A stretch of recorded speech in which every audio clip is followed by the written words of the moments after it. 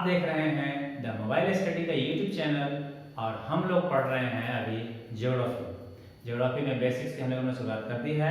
पिछले क्लास में हमने समझा था भूमध्य रेखा, कर्क रेखा, मकर रेखा, आर्कटिक वृत्त और अंटार्कटिक वृत्त। आशा करता हूँ उसमें आपको कोई ज़्यादा समस्या नहीं होगी। अगर उसमें समस्या है तो आप कमेंट बॉक्स में ज़रूर बताएंगे। आज हम लोग उसी कंटिन्यूएशन में, क्योंकि पिछले क्लास में हम लोगों ने अक्षांश को समाप्त किया था, इस बार हम लोग देशांतर रेखा को समझेंगे। देशांतर मतलब लॉन्गिट्यूड। इसके लिए हम लोग शुरुआत करते हैं एक ग्लोब बना करके। तो ये हमारा सबसे पहला काम यहाँ पे है, ग्लोब एक क्रिएट कर लेते हैं। ये हमारा ग्लोब है, ठीक है। पिछले क्लास में हम लोगों ने अक्षांश को समझ लिया था। अब हम लोग देशांतर को देखते हैं।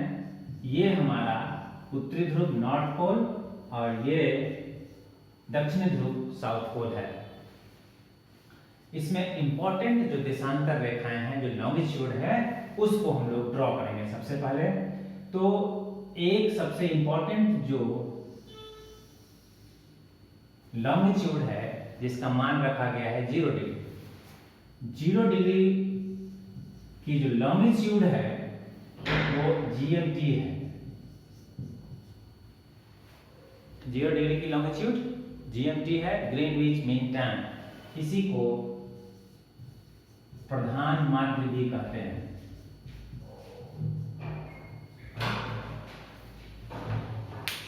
ग्रीनविच मीन टाइम समय की गणना का एक आधार है। ग्रीनविच मीन टाइम लंदन से होकर गुजरती है और इसकी एस्टेब्लिशमेंट, इसकी स्थापना 1882 ईस्वी में की गई थी, जिसके बाद से ये एक आधार है समय मापने का। इस तरीके से अगर हम लॉन्गिट्यूड की बात कर रहे हैं तो पोल से पोल को मिलाने वाली सभी रेखाएं लॉन्गिट्यूड हैं। जो रेखा लंदन से होकर गुजरती है उसको प्राइम मेरिडियन नाम दे दिया गया है, या उसी को हम लोग ग्रीनविच मीन टाइम कहते हैं। इसका वैल्यू 0 डिग्री है। इससे पूरी पृथ्वी को 2 हिस्सों में डिवाइड किया जाना है। जो 0 डिग्री की लाइन हमने इधर खींची, इसके ठीक विपरीत साइड में जो लाइन बनेगी वो 180 डिग्री की होगी। तो जो पीछे है और जो आगे है, मतलब जो हमारी पृथ्वी है, उसका एक राउंड आपको यहाँ पे दिख रहा है। तो 0 डिग्री एक तरफ से और दूसरी तरफ से वही 180 डिग्री की रेखा बनेगी। ये जो वैल्यू है 180 डिग्री, इसको इंटरनेशनल डेट लाइन बोलते हैं। ये इंटरनेशनल डेट लाइन है, यहीं से तारीख में परिवर्तन किया जाता है। तो जो प्रधान माध्य है, इसके ठीक विपरीत इंटरनेशनल डेट लाइन हो गई।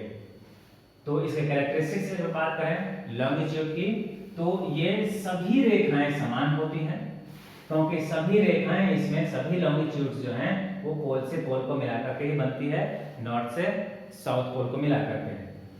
तो सभी बराबर होती हैं, लेकिन कोई भी एक दूसरे के समानांतर नहीं होती है।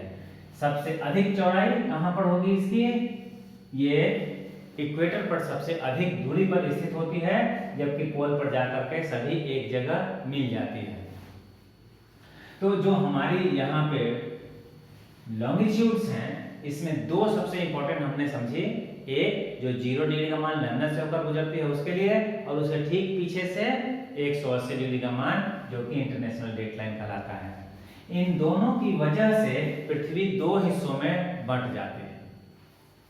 एक हिस्सा ईस्ट हो गया और दूसरा वेस्ट हो गया। तो जो ईस्ट और वेस्ट, ये 2 हिस्से बन गए आपके पृथ्वी के 0 डिग्री और 180 डिग्री को मिलाने से। ठीक उसी प्रकार से जिस प्रकार से हम लोगों ने यहाँ भूमध्य रेखा या इक्वेटर से ऊपर के लिए नॉर्थ और दक्षिण के लिए साउथ का हिस्सा लिया था। तो उत्तरी गोलार्ध यहाँ पर बोलते थे, यहाँ पे दक्षिणी गोलार्ध बोलते थे। किसके आधार पर? इक्वेटर के आधार पर। यहाँ पर यह हिस्सा पूरब और पश्चिम के रूप में डिवाइडेड है। तो एक तरह से कहेंगे 4 क्वाड्रेंट बन गए। ये नॉर्थ ईस्ट का, ये साउथ ईस्ट का, ये नॉर्थ वेस्ट का और ये साउथ वेस्ट का। ठीक है, ये 4 क्वाड्रेंट्स इसमें आपके हो गए। अब यहाँ पर जो इम्पोर्टेंट फैक्ट्स हैं वो आप समझ लें। ये जो इक्वेटर है, इस इक्वेटर पर अगर हम कोई भी और लाइन बना दें तो 1 डिग्री का मान 111 किलोमीटर होगा, लेकिन जैसे जैसे हम ध्रुवों की तरफ बढ़ेंगे ये वैल्यू घटता जाएगा।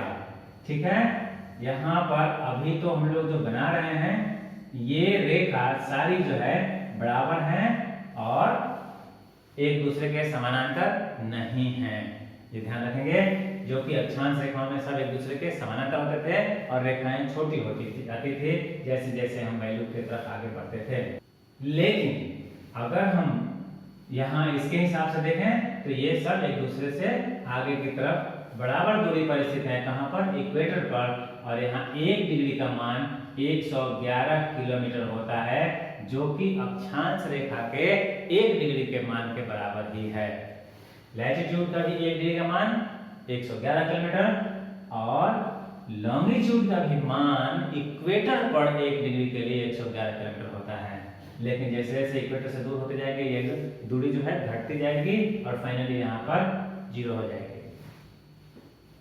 अब यहाँ पर जो दूसरी सबसे इंपॉर्टेंट हमारे लिए रेखा है वो है IST। अब मान लें ये एक रेखा को जो कि 82.5 डिग्री पर स्थित है, ये हमारी IST हो गई। IST मतलब Indian standard time. Indian standard time जो कि 82.5 डिग्री की रेखा है, लॉन्गिट्यूड है, इसको इलाहाबाद नैनी के पास से इसे गुजरा हुआ मानते हैं। 82.5 डिग्री की जो रेखा है वो इलाहाबाद नैनी के पास से गई है। ठीक है, और ये हमारे लिए हमारे देश की आधार रेखा है समय निर्धारण के लिए। ठीक है, 82.5 डिग्री। अब 82.5 डिग्री हम लोगों ने अपने एक पिछले वीडियो में इस बात को समझा था कि 82.5 डिग्री पर हमारा समय 5.5 घंटे प्लस होता है। किससे? GMT से। मतलब ये GMT से हम लोग यहाँ से यहाँ ईस्ट की तरफ 82.5 डिग्री है। मतलब हमारे यहाँ सूर्योदय या कहें कि मिडनाइट 12 बजता है 5.5 घंटे पहले। तो इस प्रकार से हमारे अगला इंपॉर्टेंट पॉइंट क्या हो गया? ये 82.5 डिग्री इन ईस्ट, जो कि इंडिया का इंडियन स्टैंडर्ड टाइम है। ठीक है, तो जैसे जैसे हम पूरब की तरफ जाएंगे सूर्योदय का समय पहले होता जाएगा और जैसे जैसे हम पश्चिम की तरफ जाएंगे सूर्योदय का समय लेट होता जाएगा। तो उस हिसाब से टाइम को भी एडजस्ट कर दिया जाएगा। अब यहाँ पर हम लोग देख लें 180 डिग्री की इंटरनेशनल डेट लाइन। ये बहुत ही इंपॉर्टेंट फैक्ट है और इस बात को ध्यान रखने की जरूरत है कि किस कंडीशन में डेट में चेंज किया जाएगा। यहां से यहां जब हम क्रॉस करते हैं तो हमारी दूरी कितने भी हो, डेट में तो परिवर्तन नहीं करना पड़ता है। लेकिन एक ऐसी लाइन है, मतलब जिसको हम इंटरनेशनल डेट लाइन बोल रहे हैं, अगर आप इसको क्रॉस करते हैं किसी भी साइड से तो आपको डेट में भी चेंज करना पड़ेगा। तो कैसे होगा ये, इस बात को हम लोग थोड़ा दूर से ढंग से समझते हैं। तो हम ऐसा करते हैं, पृथ्वी को एक चालक की तरफ खोल देते हैं जिससे कि हम सारी लाइनों को एक साथ देख सकें। एक साथ देखने का मतलब है कि 0 डिग्री की लाइन भी हमारी रहे और 180 डिग्री की लाइन भी हमारी रहे। जबकि ग्लोब की स्थिति में हम सामने से सिर्फ एक लाइन को ही देख पाते हैं, उसके पीछे वाली लाइन को नहीं देख पाते हैं। अब यहाँ पर अगर हम मान लें कि ये हमारी पृथ्वी है और इस पृथ्वी को हमने बिल्कुल सपाट एक चालक की तरफ फैला दिया है, तो ये हमारा सेंटर पॉइंट जो है ये हो गया हमारा 0 डिग्री का GMT। ठीक है, यहाँ से हमारा समय का पैमाना शुरू होता है। अब यहाँ से अगर हम इस तरफ चलते हैं तो ये हमारा ईस्ट है और इधर की तरफ चलते हैं तो ये हमारा वेस्ट है। अभी इतना ही समझना है, ईस्ट और वेस्ट, नॉर्थ और साउथ को हम लोग यहाँ पे कंसीडर अभी नहीं कर रहे हैं। अब यहाँ से देखते हैं, ये हमारी जो लाइन है ये 180 डिग्री की लाइन है और वही लाइन यही ये भी है 180 डिग्री वाली। ठीक है, दो अलग अलग लाइनें नहीं है, हमने 180 डिग्री की लाइन से ही इस पृथ्वी के दो हिस्से किए हैं। ठीक है, अब यहाँ पर सोचिए कि अगर हमारे यहाँ, अब अपने हिसाब से चलते हैं, इंडिया के हिसाब से चलते हैं, अगर हमारे यहाँ ये लाइन है और इस लाइन पर अभी ये हमारा 82.5 डिग्री का लाइन है, ठीक है। इसका ये अगर अभी हमारे यहाँ रात के 12 बज रहे हैं, रात के 12 बज रहे हैं, 12 बजे का समय मैंने इसलिए लिया है ताकि आप ये समझ सकें कि डेट में कैसे परिवर्तन होगा। तो जब 12 बजा है मतलब एक नई तारीख हमारे लिए जन्म लेगी। अब नई तारीख मान लीजिए आज की तारीख जो कि समाप्त हो रही है 12 बजे के पहले की थी, अगर वो 2 फरवरी की थी, तो यहाँ आज हमारे लिए कितनी तारीख होने वाली है? 3 फरवरी की हमारी तारीख होगी, ठीक है।